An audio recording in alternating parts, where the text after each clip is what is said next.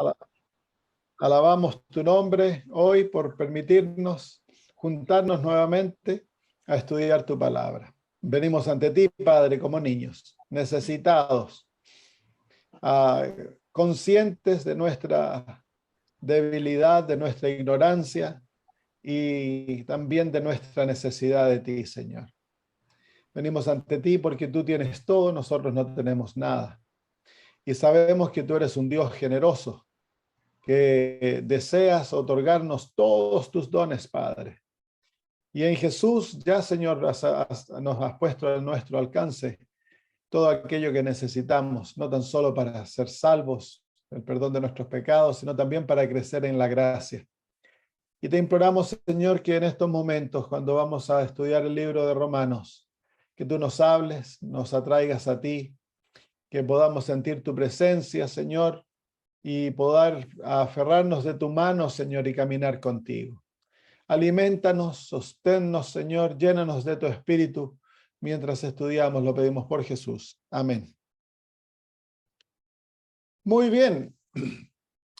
Entramos hoy a Romanos capítulo 12. Terminamos la semana pasada con el capítulo 11. En el capítulo 12, el apóstol Pablo comienza con los consejos prácticos para la vida cristiana. En todas las cartas del apóstol Pablo, en algunas de ellas más de la mitad de la carta, la dedica a animar a sus lectores que como cristianos han de vivir vidas santas. La gracia que el apóstol Pablo predica es una gracia transformadora. Es una gracia que tiene un impacto en la vida total. Produce una transformación completa. Como dice él en 2 Corintios 5:17, si alguno está en Cristo, nueva criatura es. Entonces, la gracia del Señor, a pesar que es gratuita y es recibida por fe, nosotros no podemos ganarla por obras, ni por méritos algunos. Aquella gracia nos va a llevar a vivir buenas obras. Y las buenas obras son la testificación, son la garantía de que hemos nacido a una nueva vida, que hemos sido recreados, que el Espíritu de Dios mora en nosotros. Es la prueba más fideligna de la vida cristiana, un carácter en la imagen de Jesús. Entonces, con el capítulo 12, el apóstol ahora pasa de hablar de la justificación por la fe, aplicar aquellos principios a la vida diaria.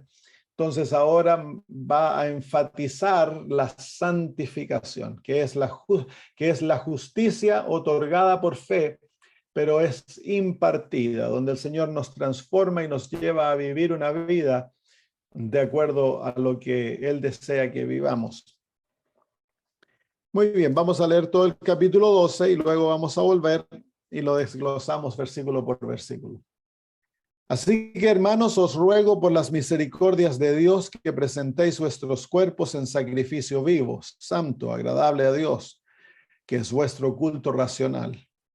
No os conforméis a este siglo, sino transformaos por medio de la renovación de vuestro entendimiento, para que comprobéis cuál sea la buena voluntad de Dios, agradable y perfecta.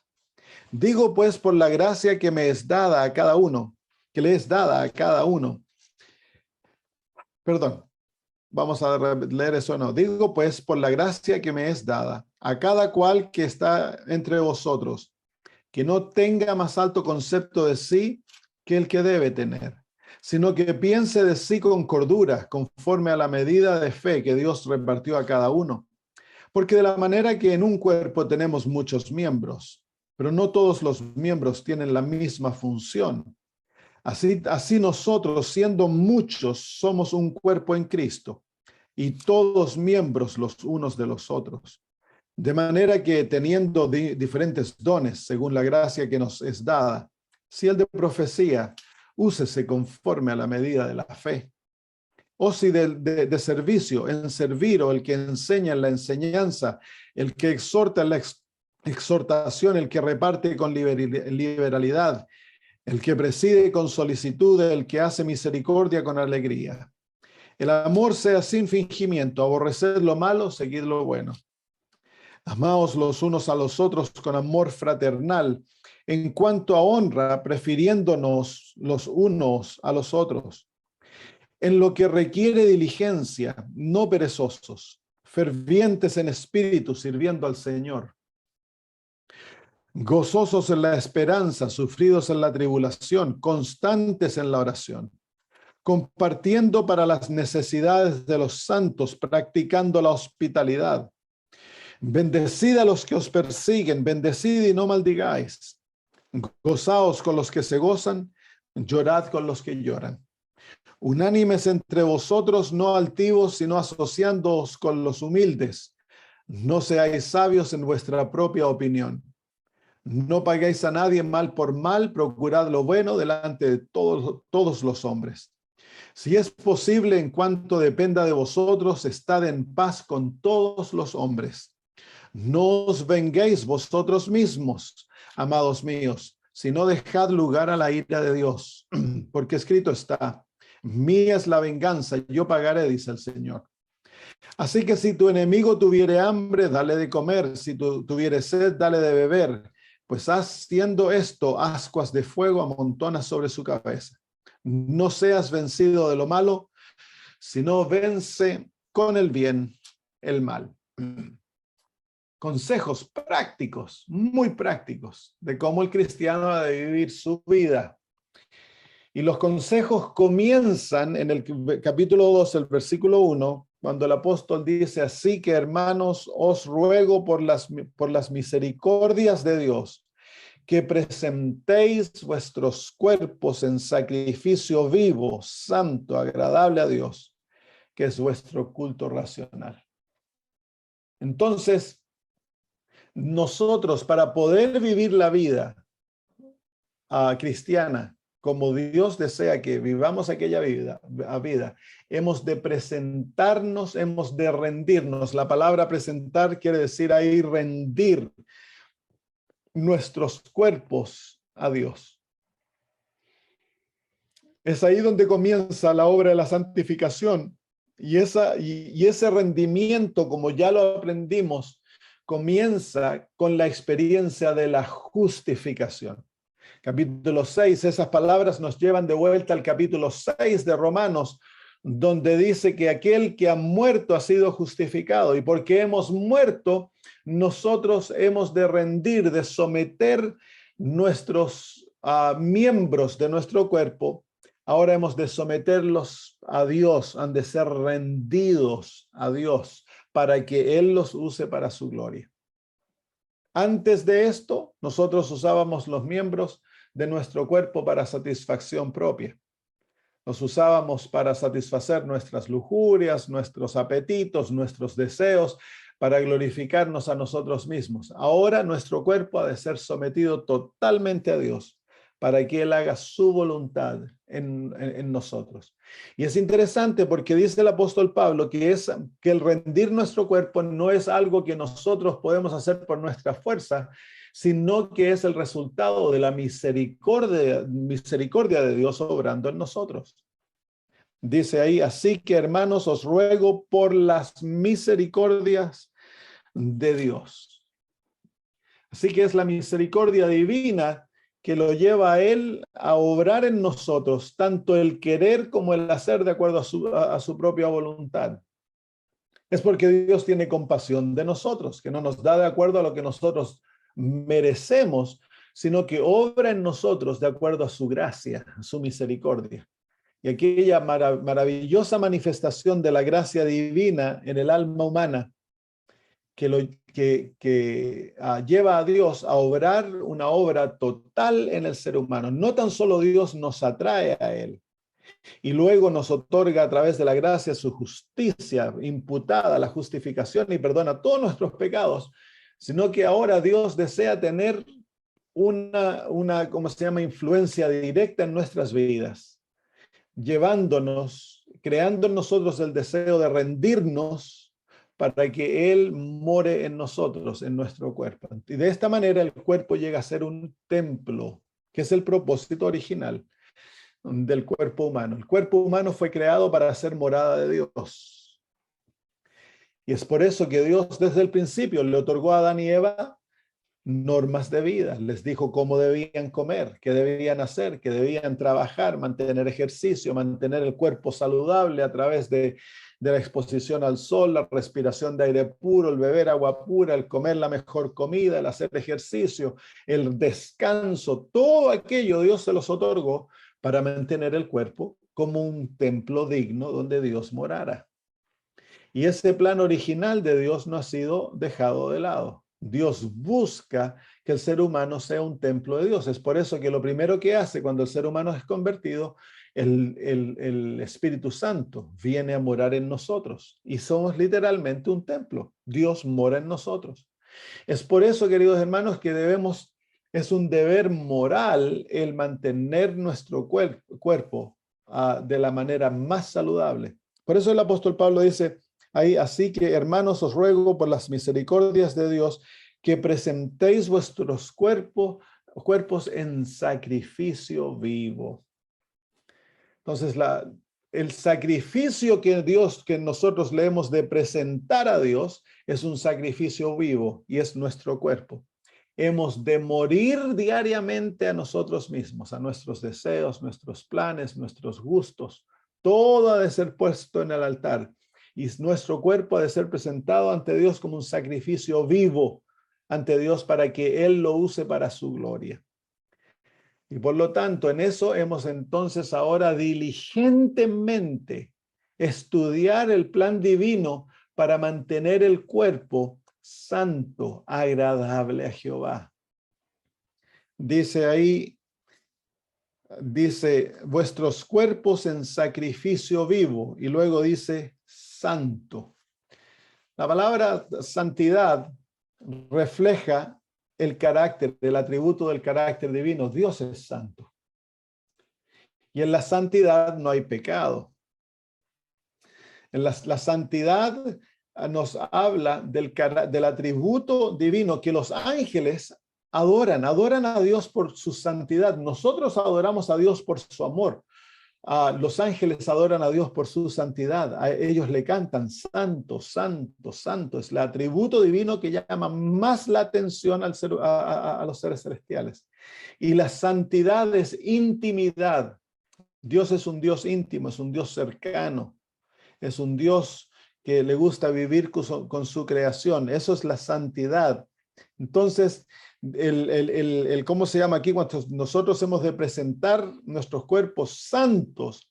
Santo quiere decir de que nosotros hemos de dedicar nuestro cuerpo para vivir en comunión con Dios. Ese es el objetivo de nuestro cuerpo, vivir en comunión con Dios. Y para cumplir aquello, el cuerpo ha de ser separado del pecado. Entonces, la santidad también habla de separación. Se separa y se dedica para el uso divino, como el sábado es un día santo. ¿Por qué? Porque Dios lo separó para un uso especial, para su uso, para el descanso divino. Entonces, el cuerpo es santo, por lo tanto, ha de ser separado del uso pecaminoso que Satanás desea que lo usemos y del uso común, del maltrato del cuerpo. No podemos, nuestro cuerpo no es nuestro, es de Dios, y por lo tanto ha de ser presentado a Él como santo, ha de ser saludable, ha de ser presentado limpio, ha de ser presentado sin abuso pecaminoso. Por eso que Dios desea que dejemos de pecar, porque afecta el cuerpo el pecado, la mente, los órganos, todo es afectado por el pecado. En eso se refiere el santo, que el cuerpo debe ser dedicado totalmente para Dios. Todas nuestras facultades físicas, las facultades emocionales, las facultades espirituales, han de ser dedicadas a Dios totalmente. Todo el ser ha de ser dedicado a Dios. Es nuestro culto a Dios. Es el sacrificio que le ofrecemos. Ya yo, Señor, no voy a hacer lo que yo quiero, no me voy a complacer a mí, no voy a buscar mis gustos. Voy a vestir tu cuerpo, voy a alimentar tu cuerpo, voy a ejercitar tu cuerpo de acuerdo a lo que a ti te parece. Ese es el sacrificio. Y luego la santidad es el cuidado del cuerpo para presentárselo a Dios como un templo digno. Tristemente esto se ha perdido de vista dentro de nuestro pueblo y hoy en día ya nos consideramos, se ve la santidad como fanatismo. Pero la santidad es la dedicación a Dios. Nosotros hemos sido llamados a ser un pueblo santo, un pueblo apartado, un pueblo que tiene normas de vida que reflejan el reino de Dios, no el reino de este mundo. Por eso es que Dios nos ha llamado como pueblo a comer, a vestirnos, a recrearnos. Todo lo que hacemos ha de reflejar que nosotros pertenecemos a otro reino. Nosotros pertenecemos al reino de Dios y que no somos nuestros. Hemos sido comprados a un precio. Y por lo tanto, hemos de dedicarnos totalmente a Dios. Y para esto, dice el apóstol Pablo, dice que nuestro cuerpo ha de ser agradable a Dios. Qué interesante. Entonces, ahora yo no vivo mi vida para complacerme a mí, yo vivo mi vida para complacer a Dios, para agradar a Dios. Entonces, la pregunta es, ¿qué es lo que agrada a Dios? Porque mi cuerpo ha sido dedicado, yo he muerto a mí mismo, soy un sacrificio vivo, soy santo, soy apartado, le pertenezco a Dios. Ahora mi pregunta es, ¿qué es lo que le agrada a Dios? De la manera que Jesús vivía su vida. Él vivía para agradar a su Padre. De la misma manera, nosotros hemos de vivir para agradar a Dios. Todo lo que le agrada a Dios debemos hacerlo. Y todo lo que le desagrada a Dios debemos dejar de hacerlo. En todos los ámbitos de la vida. ¿Y cómo yo sé qué es lo que le agrada a Dios y qué es lo que le desagrada? Él lo ha revelado en su palabra, en la Biblia y en el espíritu de profecía. Es por eso luego dice el apóstol Pablo que es vuestro culto racional. Que es vuestro culto racional. Racional en el sentido inteligente, que el culto, que esta dedicación del cuerpo a Dios ha de estar basada en la inteligencia, en las capacidades racionales que Dios nos ha dado. Hemos de inteligentemente buscar aquello que agrada a Dios y tomar decisiones racionales de abandonar aquello que no le agrada a Dios y de hacer aquello que le agrada a Dios. Dios desea que usemos el intelecto, que el intelecto esté informado por su palabra y que al ver lo que la palabra de Dios enseña, nosotros pongamos nuestras capacidades de decisión, nuestra voluntad del lado de Dios y que rindamos estas capacidades para que Dios las use para hacer decisiones inteligentes. Por ejemplo, si yo descubro que algo que estoy comiendo me hace mal o que es dañino, que destruye el cuerpo, debe ser inmediatamente abandonado, porque el cuerpo no es tuyo, el cuerpo es de Dios. Y todo lo que destruye el cuerpo va en contra de la voluntad de Dios, por lo tanto es violación del sexto mandamiento, porque te mata. Entonces, si el tomar té, tomar café, tomar mate, comer carne, incluso hay cosas, por ejemplo, si a mí los porotos me caen mal, yo no debiera comer los porotos porque destruyen mi cuerpo, pues. Entonces, uno tiene que inteligentemente presentarle el cuerpo a Dios y cuidar ese cuerpo, porque ese cuerpo no es tuyo, es de Dios. Ha de ser vestido de acuerdo a las normas divinas. Ha de ser mantenido de acuerdo a las normas divinas. Y Dios nos ha dado como pueblo amplio conocimiento de cómo mantener el cuerpo en forma saludable. Dios no desea que su pueblo se enferme, por ejemplo. Él nos ha dado normas de vida que si son practicadas inteligentemente vamos a disminuir la enfermedad. Dentro del mundo, la iglesia adventista, los adventistas que practican nuestras normas se encuentran entre ¿cómo se llama? El pueblo más longevo del mundo, entre los 5 más longevos del mundo. Han sido estudiados. y es producto de las normas que Dios nos ha dado. Entre nosotros sufrimos menos enfermedades y, ¿cómo se llama? Y morimos, vivimos más que todos los habitantes de este mundo. Y eso de que no practicamos, la gran mayoría del pueblo no practica lo que Dios se le ha otorgado, o lo practica a medias. Si nosotros practicásemos celosamente lo que Dios nos ha otorgado, seríamos una luz en el mundo. Hay más de 50 estudios que han estudiado a los adventistas, ahora serán más de 60, 70 estudios que han estudiado a los adventistas y su estilo de vida, y todos concluyen que es el estilo de vida que nos lleva a vivir más largo que los demás y que sufrimos menos enfermedades que todos los otros. Y ese principio se encuentra en Romanos 12:1, el hecho que nuestro cuerpo no es nuestro y que hemos de presentárselo a Dios santo y agradable a Él, y que debemos rendir este culto en forma inteligente. Es interesante porque el culto, el sistema de culto adventista es distinto al culto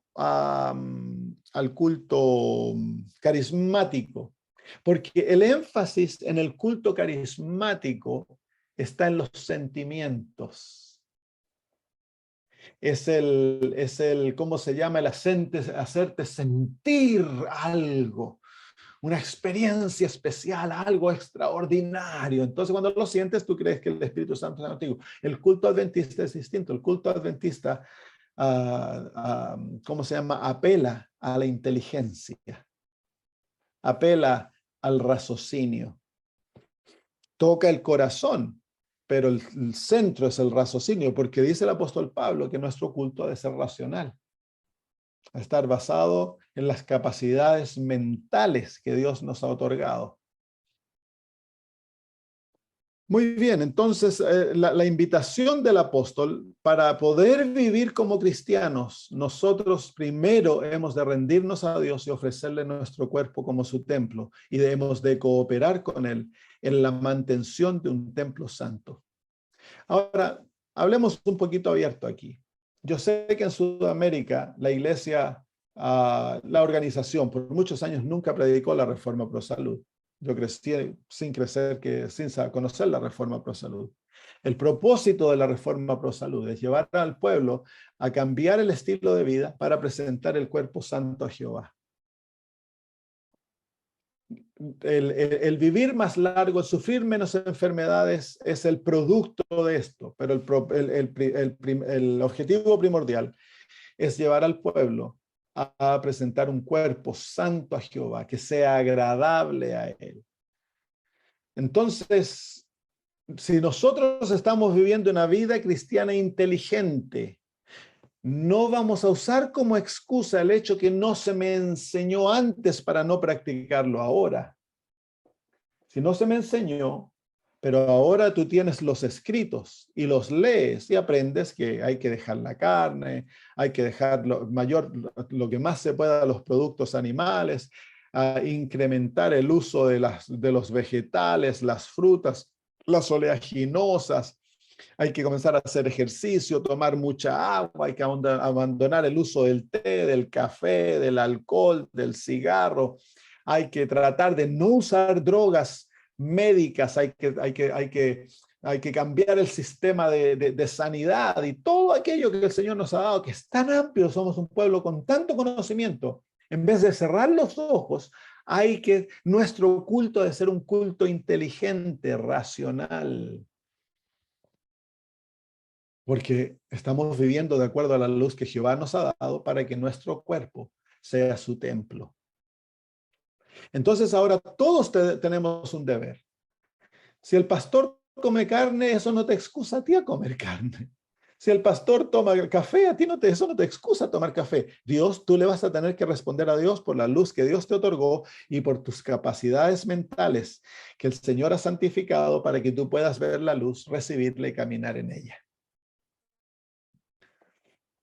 Así que eso es lo primero que hay que hacer. Si queremos ser cristianos verdaderos, que se produzcan los frutos y tener una vida hermosa cristiana, hay que rendir todo nuestro ser, todo nuestro cuerpo ha de ser ofrecido a Dios como un sacrificio vivo, santo y agradable, y hemos de rendirle un culto racional, un culto inteligente a Dios. El versículo 1, muy abarcante. Es las bases de la santificación. La santificación es el crecimiento en la vida cristiana. Es la transformación en la imagen de Jesús. Y Dios no puede llevar a cabo eso si tú no cooperas con Él. Dios nunca hace nada sin nuestra cooperación. Dios no te puede forzar, no te puede doblar el brazo. Él espera cooperación voluntaria, cooperación alegre. Entonces Dios te otorga luz, te da el poder del Espíritu Santo, te crea los deseos en el corazón. Ahora tú debes rendirte e inteligentemente caminar de acuerdo a aquella luz. Si como pueblo nosotros fuésemos sabios, nosotros no habría nadie que se comparare a nosotros en este mundo.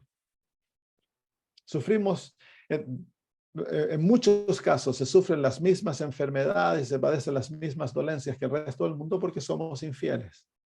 Hemos ignorado aquella luz que Dios nos ha dado.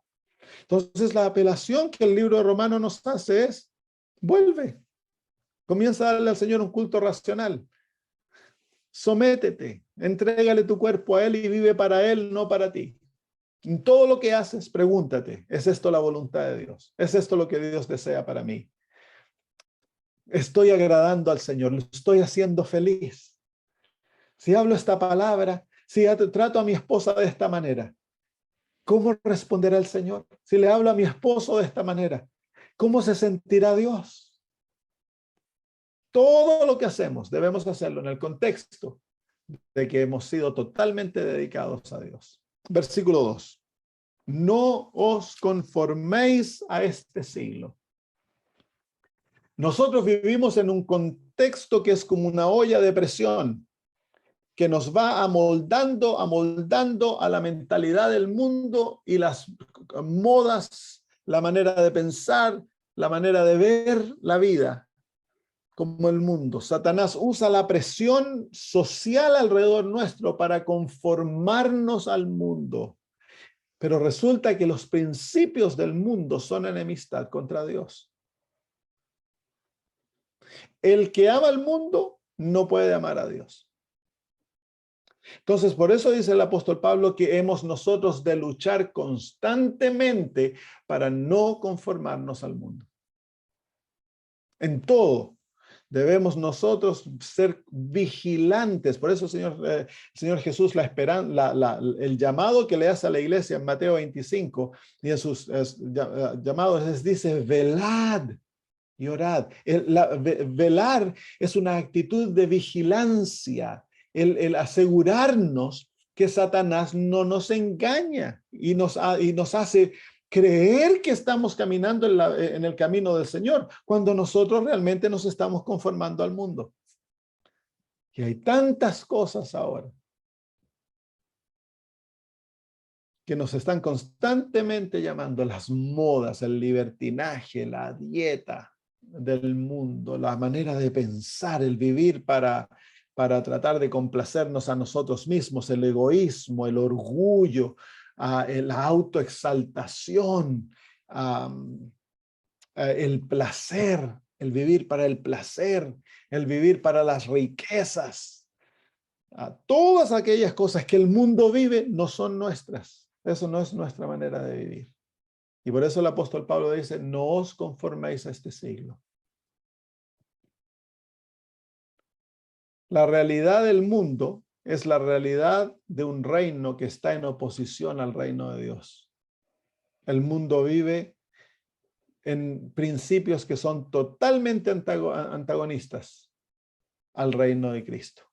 Y tú y yo pertenecemos al reino de Cristo. Entonces, entre los dos no hay liga, entre los dos no hay unión, entre los dos hay una guerra que es constante. No podemos someternos a los principios de este mundo. Individualmente, como familias y como iglesias, hemos de batallar contra ello. Tristemente, de generación en generación se van dando pasos que se va decayendo en cuanto a la santidad y se van aceptando normas, maneras de pensar, de actuar, que van destruyendo la moralidad del pueblo de Dios.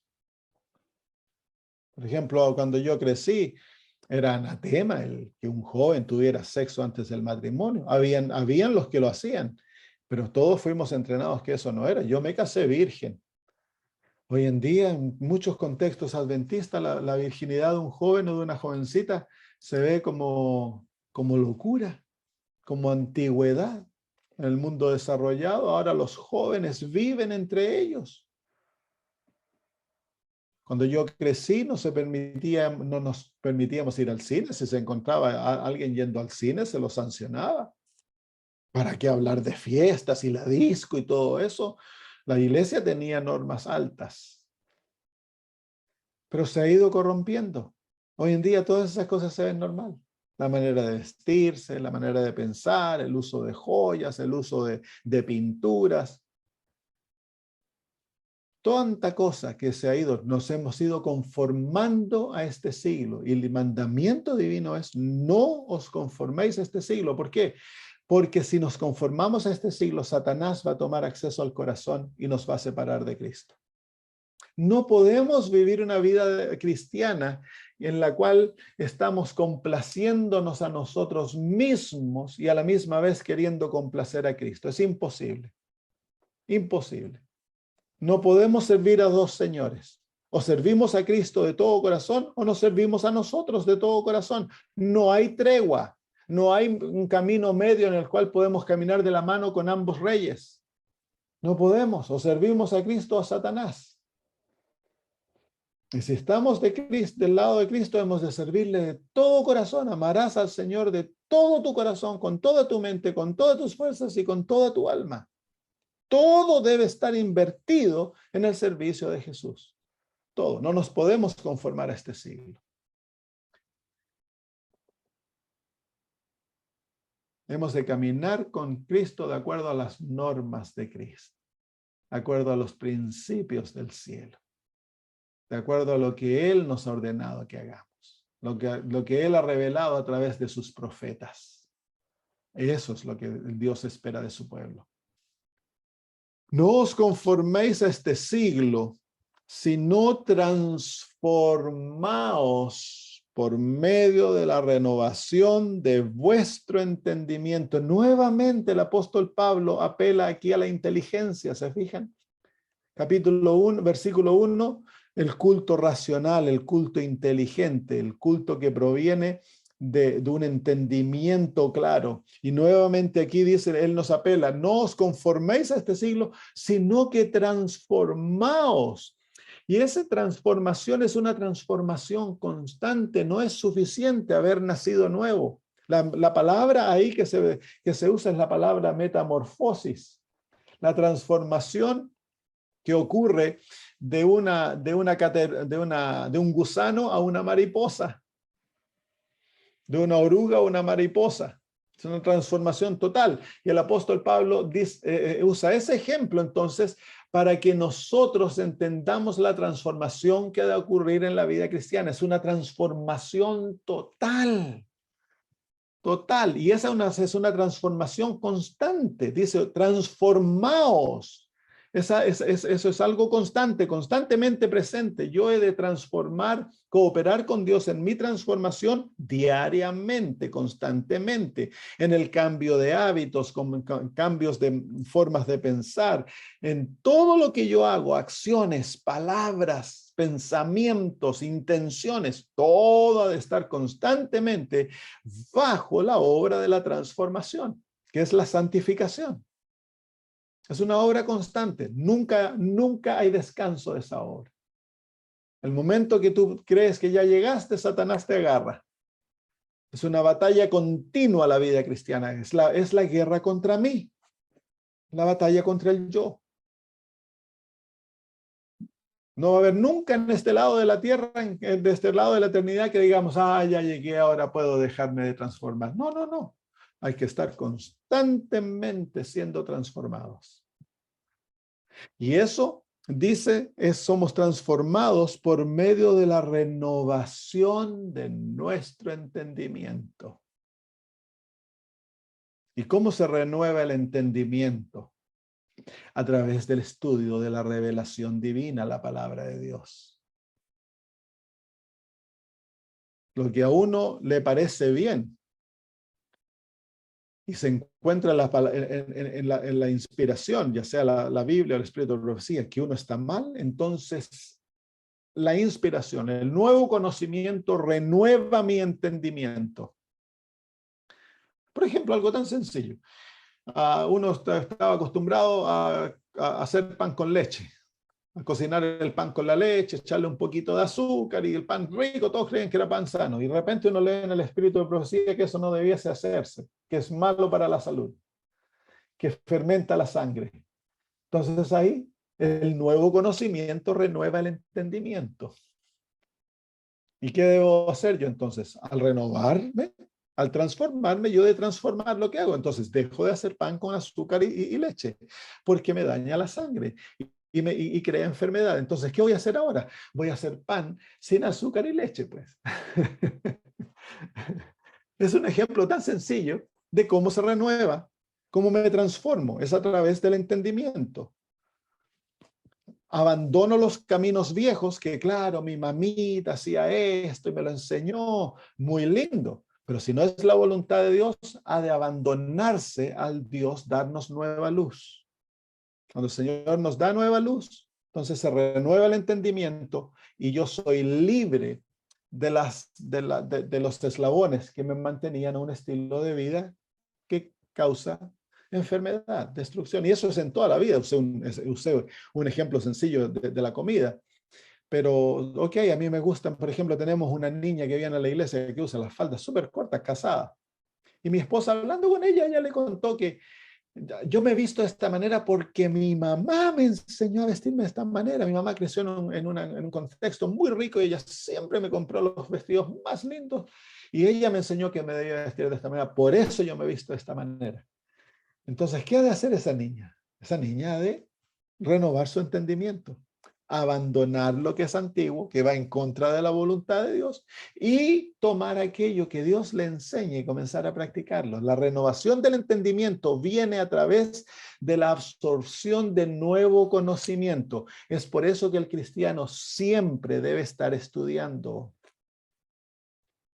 Hemos de aprender a leer y a leer mucho.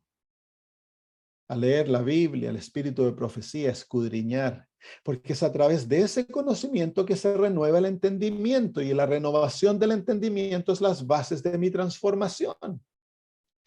Si yo le he sometido mi cuerpo, ya no vivo para mí, ahora vivo para la gloria de Dios y quiero ser totalmente santo para presentarle un cuerpo totalmente digno para el Señor, entonces ahora para que eso llegue a ser realidad, yo tengo que renovar mi entendimiento. ¿Cómo lo hago? A través de nuevo conocimiento. Si tú te acuerdas cómo fuiste atraído a la iglesia adventista, fue por nuevo conocimiento. Se renovó tu entendimiento. Se te mostraron verdades que no entendías y las aceptaste y las comenzaste a practicar y tu vida fue cambiada. Bueno, eso ha de continuar toda la vida. Toda la vida. No os conforméis a este siglo, sino transformaos por medio de la renovación de vuestro entendimiento, para que comprobéis cuál sea la buena voluntad de Dios, agradable y perfecta. Entonces, aquellos que conocen, aquellos que van a entender la voluntad de Dios, son aquellos que están dispuestos a caminar de acuerdo a la luz que Dios les otorga. Los obedientes. Cuando caminamos en obediencia, la voluntad de Dios es clara, es revelada, la entendemos. No hay confusión. Cuando estamos en desobediencia, no queremos hacer la voluntad de Dios, la voluntad de Dios se vuelve confusa. Dios desea que conozcamos su voluntad. Él desea que sepamos lo que Él considera buena y lo que Él considera malo. Dios anhela que su pueblo viva en obediencia a lo que Él desea. Esa es la voluntad de Dios. No, en eso no tiene que haber confusión. Si tú y yo como pueblo estudiásemos la Biblia por nosotros mismos y el espíritu de profecía por nosotros mismos y estuviésemos dispuestos a obedecer cualquier cosa, no seríamos ni engañados ni confusos. No habría pastor que se levantase con un mensaje por ahí y confundiese al pueblo. ¿Por qué el pueblo es confundido? Por tres cosas. No estudiamos por nosotros mismos. Somos desobedientes. Ignoramos lo que Dios dice en cuanto a tantos aspectos. Entonces, claro, se levanta el pastor Juan Mandiola o el teólogo José no sé cuánto, se levante con unas teorías fantásticas y tantos lo siguen. ¿Por qué tantos lo siguen? Porque no conocen lo que Dios dice. Están viviendo en desobediencia y son ignorantes. Entonces, si quieres no ser engañado, estudia por ti mismo. No te satisfaga que el pastor Raga te da lo que él masticó y te lo dio a ti, tú te lo comes. Eso es comida de bebé. A los bebés se le da comida que ha sido pisoteada y preparada. El adulto se prepara su propia comida y tiene dientes para masticar sus propios alimentos. Entonces el adulto cristiano ha de estudiar la Biblia, escudriñarla por sí mismo. Y ha de seguir lo que Dios le revela a él por su palabra. Y es enriquecido por el conocimiento de otros. No hemos de cerrar nuestros ojos al conocimiento de otros. Hemos de rechazar lo malo, aceptar lo bueno, porque nadie tiene un conocimiento absoluto de la verdad. Entonces, Dios nunca revela la verdad a una sola persona, Dios la revela al cuerpo. Entonces, yo veo un aspecto, pastor tanto ve otro aspecto, tú vas a ver un aspecto que ni que yo ni el pastor tanto lo ve, y tú traes y nos enriqueces a mí y al pastor tanto. Entre todos, Dios desea revelar la verdad, la verdad absoluta. Entonces, para que comprobéis cuál sea la buena voluntad de Dios, agradable y perfecta. Esas son las bases de la santificación, las bases del crecimiento en la vida cristiana. Esos dos versículos son muy importantes porque presentan el fundamento de la experiencia que Dios anhela que tengamos. Dice que el propósito, la voluntad de Dios para su pueblo es su santificación, y Él desea que seamos santificados cuerpo, alma y cuerpo, alma y espíritu. Totalmente Él desea que seamos santificados, totalmente renovados, transformados, cambiados, que crezcamos constantemente en su imagen. Él desea tener un pueblo en su imagen. Ese es el sueño de Dios, tener un pueblo que sea como Él. Entonces, ¿no les parece que debiésemos tomar la decisión de decir, voy a dejar de ser contumaz, cabeza dura, llevado a mi idea, y voy a someterme totalmente a Dios y seguir su voluntad, pase lo que pase, cueste lo que cueste? Versículo 3. Digo pues por la gracia que me es dada a cada cual que está entre vosotros. Entonces ahora el apóstol en los primeros dos versículos nos muestra nuestro deber en relación con Dios en cuanto al crecimiento, a la santificación, la transformación. Ahora él va a aplicar esto a nuestras relaciones con otros, en la iglesia, en la familia, con el gobierno, con aquellos que nos rodean, con nuestros enemigos.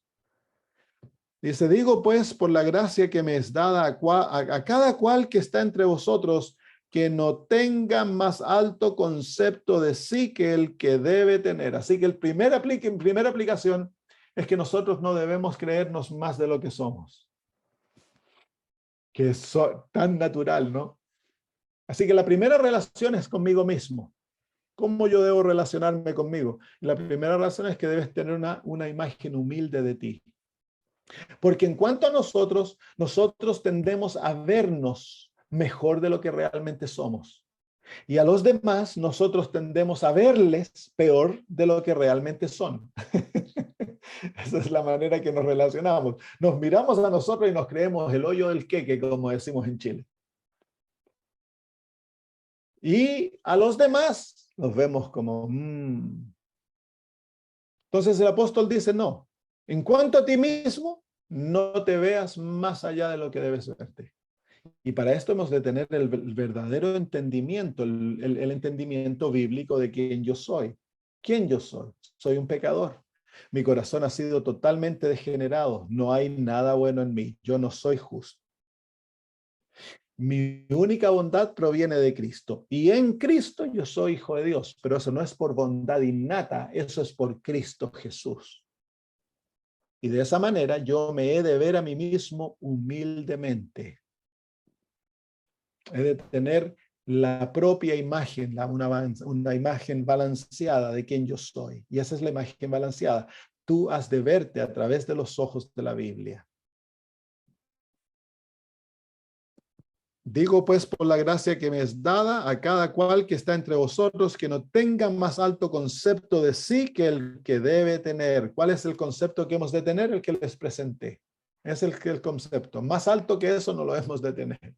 Ahora, tampoco debes vivir machacándote y dándote como Lutero, que se vivía flagelando su cuerpo y tratando de hacerse sentir mal y peor y paupérrimo. Dios no desea que vivas de esa manera. Dios desea que te des cuenta que no confíes en ti porque en ti no hay nada bueno, pero que ahora tengas plena certeza que eres su hijo y que mientras estés en Cristo Jesús eres su hijo y que Él te ama y que eres heredero de todas las cosas y que debes vivir en paz, en gozo, en certeza, que sabes que Dios te cuida, Él provee todas tus necesidades, que Él es tu Padre. Entonces, ese es el cuadro balanceado del cristiano. No se confía en sí mismo, no se ve mejor que los demás, pero él se ve en Cristo Jesús. Sino que piense de sí con cordura, no con locura, con cordura, conforme a la medida de fe que Dios repartió a cada uno. Entonces hemos de mirarnos por la fe. Y por la fe nos vemos como hijos de Dios, justificados, creciendo en la gracia, en victoria. Nos vemos transformados, nos vemos sentados en lugares celestiales en Cristo Jesús, nos vemos bendecidos con todas las bendiciones espirituales, llenos del Espíritu, escogidos por Dios. Pero todo eso es en Cristo Jesús, no es por mí, porque yo no tengo nada que ofrecerle a Dios. Entonces la cordura, el balance, es este balance maravilloso de al verme caído, pecador, con un corazón engañoso, con la constante propensión a hacer lo malo, que yo hoy puedo decir al Señor, te amo, te amo, te amo, y mañana puedo estar en lo profundo del pecado. Al verme de esa manera, no voy a permitir que esa realidad me hunda, sino que ahora por la fe me veo en Cristo Jesús, y en Cristo Jesús veo todo lo que el Señor habla de mí en Cristo Jesús.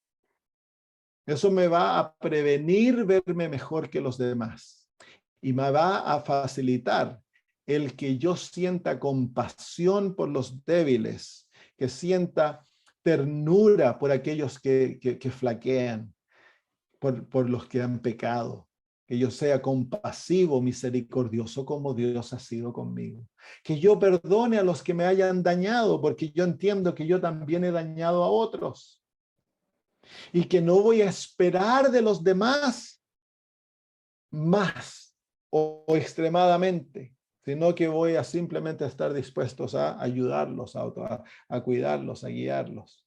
Me hace misericordioso el tener una perspectiva, una imagen balanceada de quién yo soy. Muy bien, versículo 4. Porque de la manera que en un cuerpo tenemos muchos miembros, pero no todos los miembros tienen la misma función. Así nosotros, siendo muchos, somos un cuerpo en Cristo y todos miembros los unos de los otros. El apóstol Pablo usa muchas veces la imagen del cuerpo para ilustrar la vida de la iglesia, porque es el símbolo, es la imagen que Dios dejó para que entendamos la vida de la iglesia. En la iglesia, todos somos miembros de un cuerpo. Así que el pastor es miembro, tanto como tú eres miembro. El presidente de conferencia es miembro, tanto como tú eres miembro. El anciano es miembro. Todos somos miembros con distintas funciones. El corazón no le puede decir al cerebro, no te necesito. El estómago no le puede decir al dedo pequeño, tú eres innecesario, yo tengo más autoridad sobre ti. No, en el cuerpo todos hemos de relacionarnos como miembros, que nos necesitamos. Somos miembros los unos de los otros, dice. Claro, pues. Si tú miras tu cuerpo, todos los miembros están integrados en un cuerpo, están unidos con una función, mantener la vida del cuerpo y obedecer a la cabeza. La cabeza es la que tiene la autoridad. Y todo el cuerpo trabaja con un propósito, es mantener vivo al cuerpo. Ya sea la célula más pequeña o el órgano más grande como el hígado, todos cumplen la función de que el cuerpo viva, que el cuerpo sea bonito, que el cuerpo tenga salud, energía, fortaleza. Y esa es la manera que debiéramos nosotros relacionarnos en la iglesia. Seas tú un diácono, una diaconisa, seas anciano, seas director de obra misionera, seas que te estás sentando y no tienes ¿cómo se llama? Un papel que cumplir dentro de la iglesia en cuanto a liderazgo, pero tú eres miembro y la vida de aquella iglesia depende de tu funcionamiento. Si hay muchos órganos que no trabajan dentro del cuerpo, el cuerpo se muere. Entonces, para el bienestar del cuerpo, todos hemos de cumplir la función que Dios nos ha dado fielmente y relacionarnos los unos a los otros como miembros. Entonces, el pastor no debe creer porque es pastor que tiene ahora el poder de gobernar al resto y que todo el resto ha de mirarlo a él como que fuera como el superhéroe. No, él es un miembro más que cumple la función de pastor. Se le ha dado el don del pastorado. Él ha de cumplir su don fielmente, porque a eso se lo ha llamado. Y eso es lo que dice el apóstol Pablo, dice en el versículo 6, dice, de manera que, teniendo diferentes dones, según la gracia que nos es dada, si el de profecía, úsese conforme a la medida de la fe. O si de servicio, en servir, o el que enseña en la enseñanza, o el que exhorta en la exhortación, o el que reparte con liberalidad, el que preside con solicitud, el que hace misericordia, con alegría. Entonces ahí está el apóstol Pablo, habla de dones que se les otorgan a cada uno, y cada uno ha de cumplir su función de acuerdo a lo que Dios lo ha llamado a cumplir. El estómago no quiere ser corazón. El estómago en el cuerpo cumple su función de estómago 24 horas al día, hace su labor. Los pulmones cumplen su función de pulmón y no envidian a los ojos ni envidian al páncreas. Los pulmones cumplen su función felizmente de ser los pulmones, porque eso es lo que Dios los llamó a ser, pulmones, y cumplen su función fielmente y de la mejor manera posible. Es la misma manera en el cuerpo de Cristo. Si el Señor te ha llamado a limpiar la iglesia, limpia la iglesia fielmente.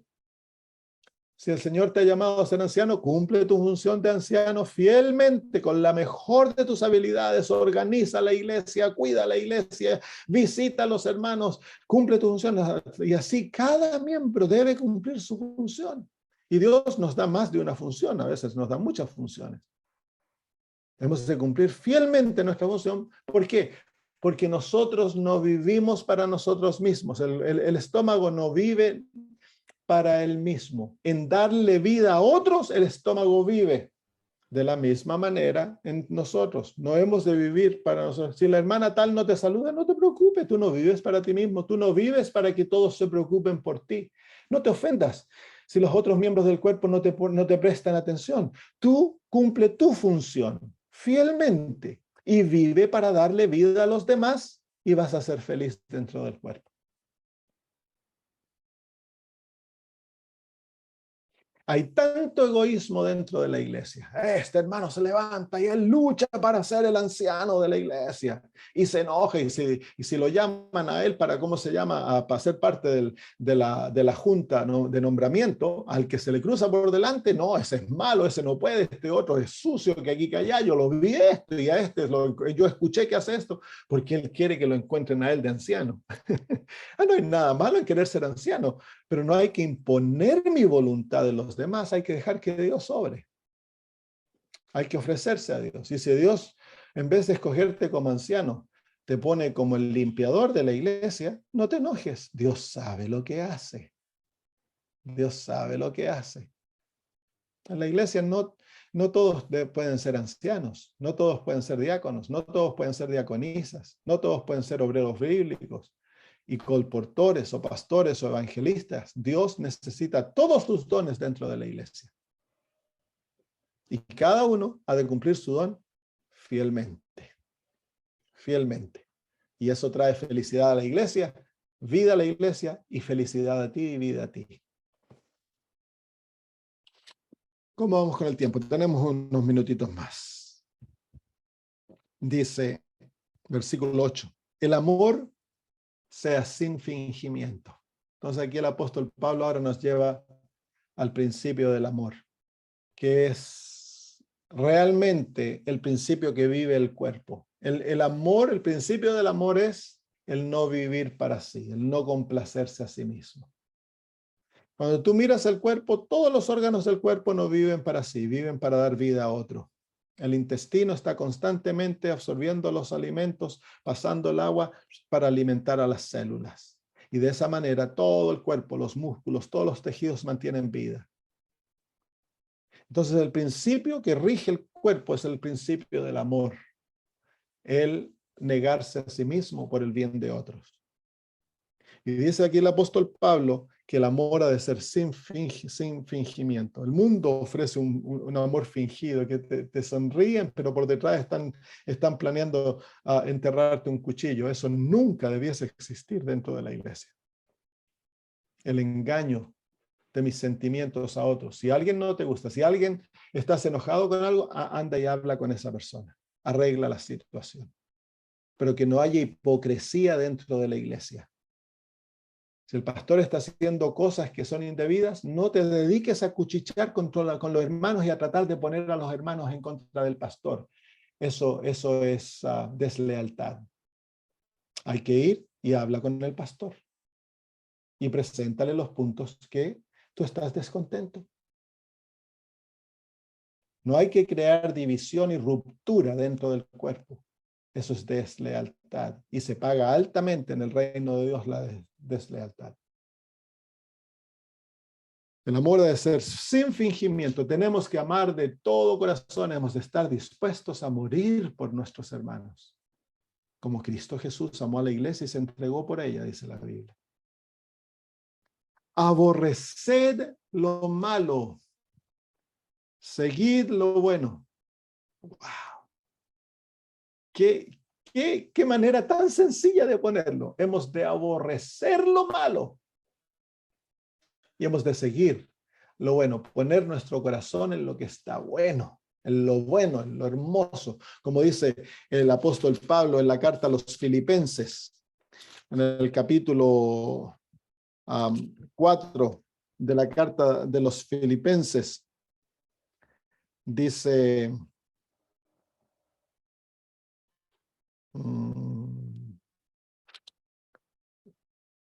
en el versículo 8 dice, por lo demás, hermanos, todo lo que es verdadero, todo lo honesto, todo lo justo, todo lo puro, todo lo amable, todo lo que es de buen nombre, si hay virtud alguna, si algo digno de alabanza, en esto pensar.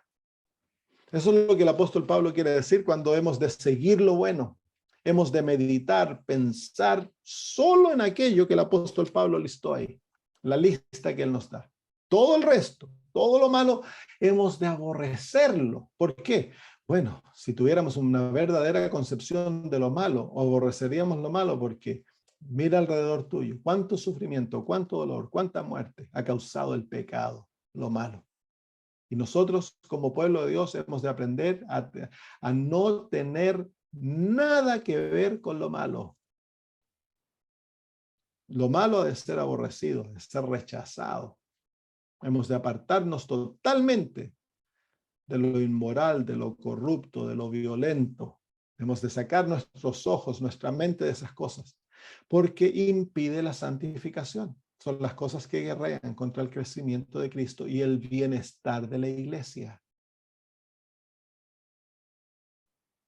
Versículo 10, terminamos con el versículo 10. Amaos los unos a los otros con amor fraternal.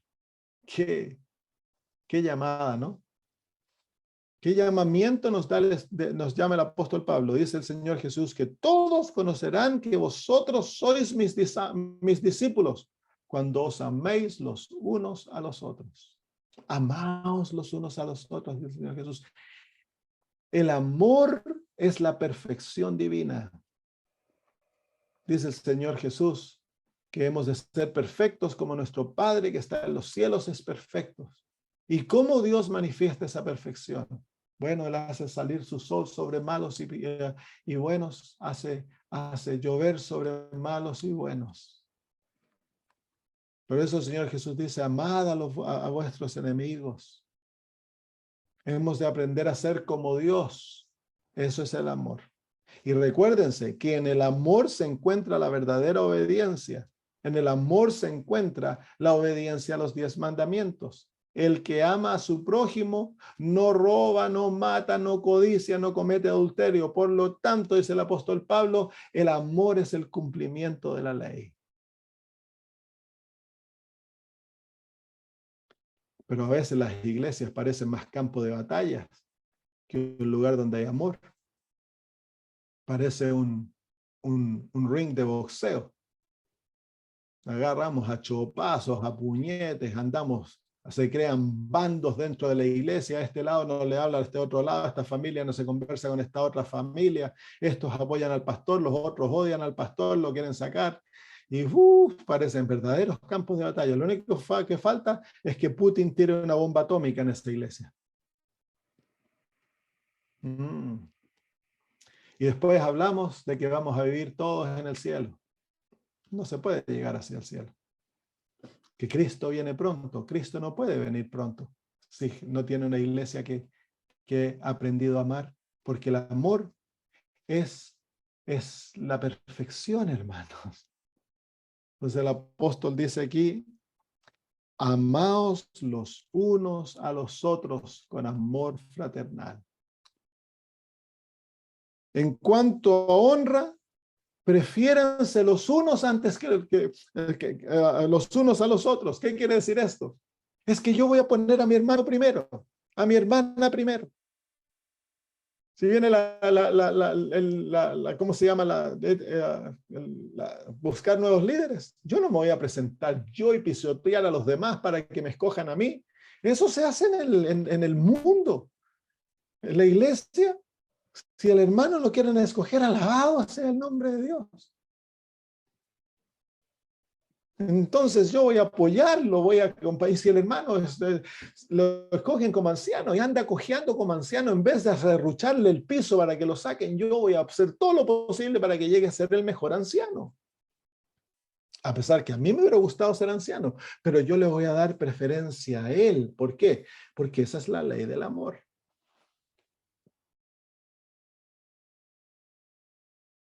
¿Cierto? Ahora, si tú estás en una iglesia y escogen a una hermana anciana, ¿qué le vas a hacer? ¿Le vas a hacer la guerra? Tú le puedes decir, yo no estoy de acuerdo que te hayan escogido como anciana, porque eso no es bíblico, pero yo te amo y te voy a ayudar a ser la mejor anciana que puedas hacer.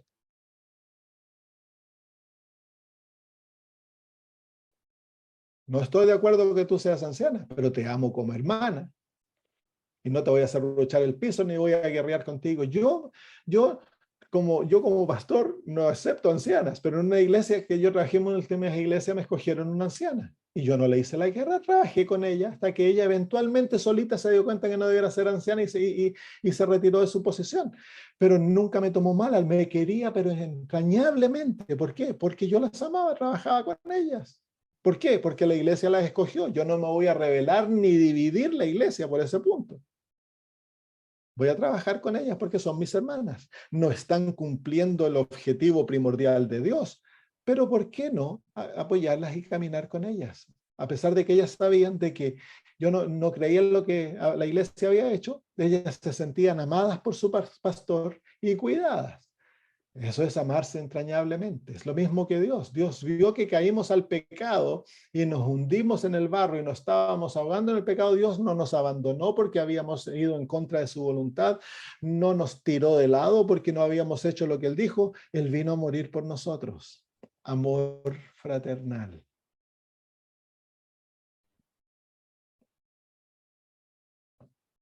Lo vamos a dejar ahí. ¿Hay alguna pregunta?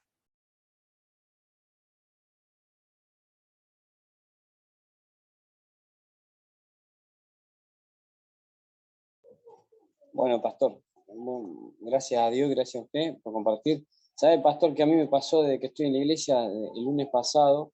Algo parece fácil, pero bueno, son pruebas que uno tiene. Acá en la Argentina se toma mucho mate. Yo tengo 42 años y siempre he tomado mate, y el mate lo uso para compartir. ¿Por qué? Porque el mate acá lo usamos, abre charlas, bueno, sociabilizamos mucho. Y el espíritu pasado, a través de este estudio, yo dije, ¿para qué? Yo estudio todas las mañanas, de las madrugadas hasta las 11, 12 del mediodía, y siempre me acompaña el mate. Estoy solo y estoy estudiando con mate. Y puedo tomarme 3 pavas, 4 pavas de mate, y viene alguien y me tomo 2 pavas más. Y, y bueno, y el espíritu me tocó, y hace una semana que no tomo mate, pastor. Y me Amén. siento bien, y bueno, el otro día compartía con un anciano que está acá también compartiendo ahora con nosotros.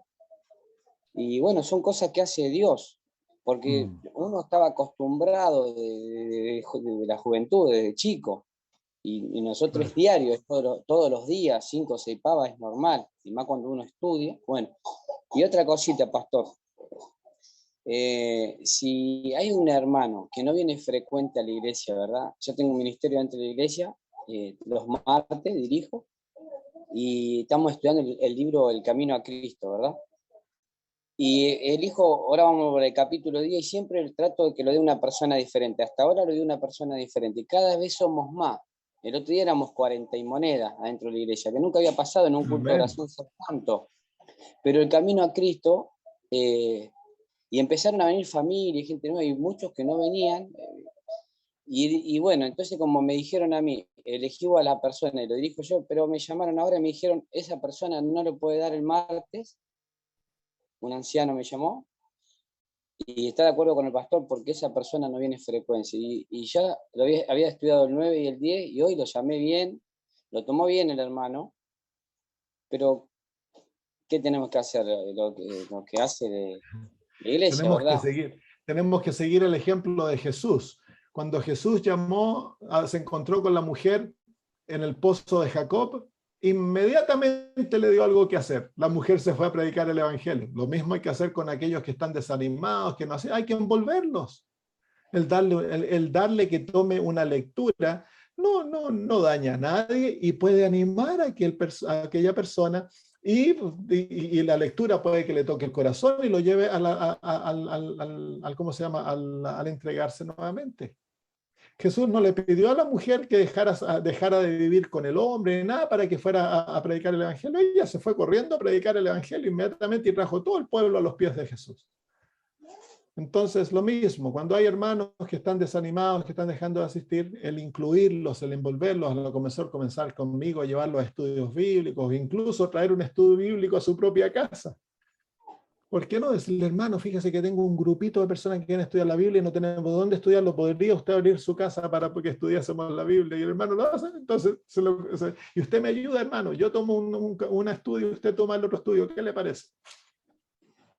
Entonces, incluir en aquello que se puede incluir. Si la persona está viviendo, por ejemplo, en pecado abierto, entonces no los podemos incluir públicamente, pero podemos todavía ganarle el corazón, tratar de animarlos a hacer cosas en el hogar, comenzar a llevarlo conmigo a actividades para que el hermano pueda volver a reconsagrarse.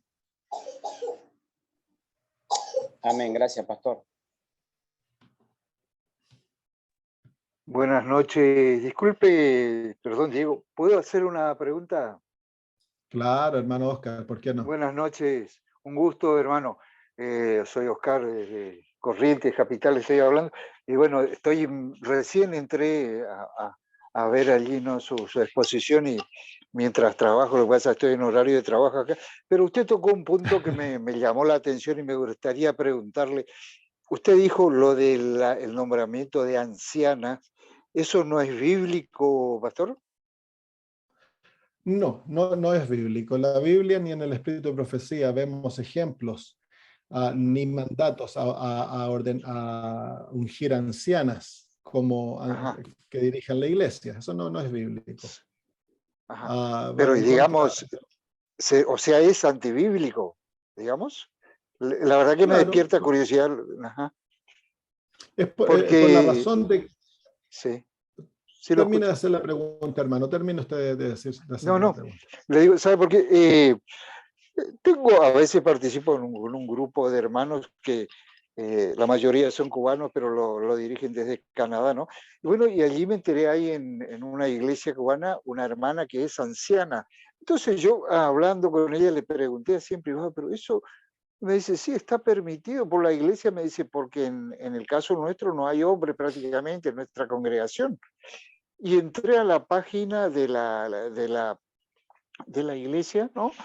Y dice que en realidad la iglesia nunca se opuso a eso, siempre y cuando sea necesario, en el caso que no haya un hombre que pueda ocupar ese lugar, ¿no? Y la verdad que me llamó la atención eso. No sé cómo Sí, opina usted de gracias, ese hermano tema. Oscar. Miren, son los papeles que Dios le ha dado al hombre y a la mujer. Cuando no hay un hombre en la Ajá, casa, la esposa, ajá, la mamá, toma el papel en sí. ciertas labores del papá para cumplir el Ah, vacío. claro, sí, sí, sí. Pero la mamá nunca puede realmente llenar el vacío del papá, Ujú, pero ella trata. Pero lo mismo debiera ocurrir en la iglesia. Cuando no hay hombres, porque tristemente, cuando yo veo mis estudios, en todos lados son mayormente mujeres, muy pocos hombres. sí. Y hay una gran falta de hombres en las iglesias locales que estén Sí. dispuestos a cumplir su labor y ser las cabezas y llevar los pantalones, Ujú. pero en buen término, en los Sí, sí, hogares y en sí, las sí, sí, iglesias. sí. Entonces, por aquella falta, claro, la Ajá. iglesia tiene que nombrar ancianas para que no se quede eso, pero bíblicamente eso Mm, no existe. Y las ujú. hermanas debiesen desarrollar la obra del anciano, pero sin pedir que sean ungidas como anciano, porque sería Ah, entiendo. en la labor del hogar, sería Ajá, como que la mamá se unge para ser el papá y ella no puede ajá, ser el papá. Falta el papá, ella cumple algunas labores del papá, pero no claro. puede ser el papá porque ella no es un hombre. Es lo Ujú, mismo en la vida cristiana. Nuestras hermanas que son fieles, que aman al Señor, ellas no pueden ser ancianos. Esa labor ujú, no se le dejó a las ancianas. No hay ancianas en la ujú. Biblia, tanto en el Antiguo como en el Nuevo Testamento. No hay pastoras tanto en el Antiguo como en el Nuevo Testamento. Pero Sí, sí. cuando hay falta, las hermanas pueden cumplir la labor que el anciano debiese cumplir, visitar a la gente, Ujú, organizar los cultos y eso, sin ajá, codiciar, sin codiciar el ungimiento que tan solo se le puede otorgar a un hombre como anciano. ajá.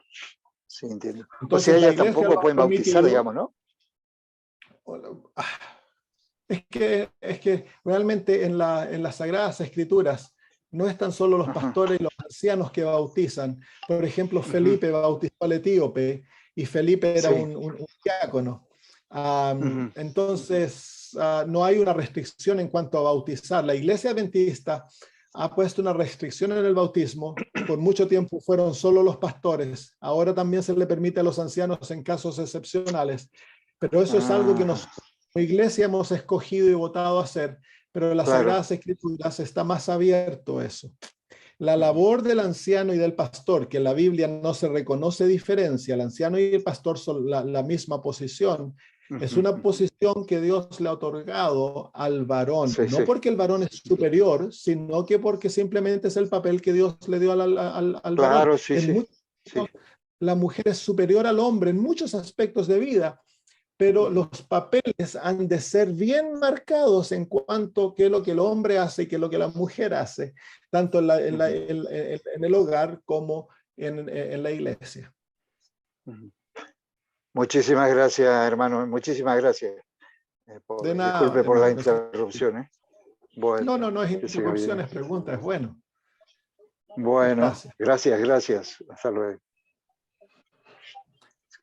Muy bien, entonces, si no hay otra pregunta, podemos terminar y irnos todos con el pensamiento de que debemos amarnos fraternalmente. Vuelvan a leer el capítulo 12 y aplíquenselo a ustedes personalmente. Muy bueno, pastor. Muy agradecido, pastor. De nada, hermano Walter. Oremos. Padre eterno, gracias por los momentos gratos que hemos pasado. Tu palabra, Señor, es tan maravillosa. Los consejos son tan prácticos. Y queremos pedir, Señor, que nuestro cuerpo sea un templo santo, glorioso a ti, Señor. Que no nos conformemos a este mundo, Señor, sino que vivamos de acuerdo a los principios gloriosos que tú nos has dado y que te podamos representar aquí en la tierra, en la manera que nos relacionamos a nosotros mismos, de la manera que nos vemos, Señor, enséñanos a ser humildes, a mirarnos por la fe, Señor, al entender que hemos pecado, que no hay nada bueno en nosotros, pero que en Cristo lo tenemos todo. Podemos vivir gozosos en Jesús. Y el Señor, el amarnos los unos a los otros fraternalmente. Y de esa manera, Señor, ser una bendición para aquellos que nos rodean.